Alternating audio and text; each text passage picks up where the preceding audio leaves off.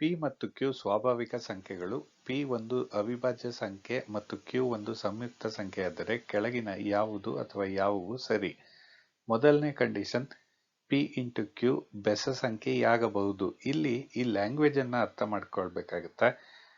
ಸಂಖ್ಯೆ ಆಗಬಹುದು ಅಂತ ಅಂದ್ರೆ ಯಾವಾಗ್ಲಾದ್ರೂ ಒಂದು ಸಲ ಆದ್ರೂ ಸಾಕು, ಯಾವಾಗ್ಲೂ ಅದೇ ಆಗ್ಬೇಕು ಅಂತ ಅದು ಕಂಡೀಷನ್ ಅಲ್ಲ. ಉದಾಹರಣೆಗೆ ಇಂಗ್ಲಿಷ್ ಅಲ್ಲಿ ತೆಗೆದುಕೊಂಡಾಗ ಕ್ಯಾನ್ ಬಿ ಅಂತ ಕೊಟ್ಟಿದ್ದಾರೆ, ಅಂದ್ರೆ ಒನ್ ಆಫ್ ದ ಪಾಸಿಬಿಲಿಟೀಸ್ ಅಂತ ಆಗುತ್ತೆ. ಮಸ್ಟ್ ಬಿ ಅಂತ ಕೊಟ್ಟಾಗ್ಲ ಯಾವಾಗ್ಲೂ ಇದು ನಿಜ ಆಗ್ಬೇಕು ಅಂತ ಆಗುತ್ತೆ. ಸೊ ಮೊದಲನೇ ಕಂಡೀಷನ್ಗೆ ಉದಾಹರಣೆಯನ್ನು ತೆಗೆದುಕೊಳ್ಳೋಣ. ಪಿ 3 ಮತ್ತು ಕ್ಯೂ 9 ಆದಾಗ ಪಿ ಇಂಟು ಕ್ಯೂ 3 ಇಂಟು 9 27 ಆಗುತ್ತೆ. ಇಲ್ಲಿ ಈ ಕಂಡೀಷನ್ ಸರಿಯಾಗಿದೆ, ಆದ್ರಿಂದ ಇದು ಸರಿಯಾಗಿದೆ. ಎರಡನೇ ಕಂಡೀಷನ್ ತಗೊಳ್ಳೋಣ.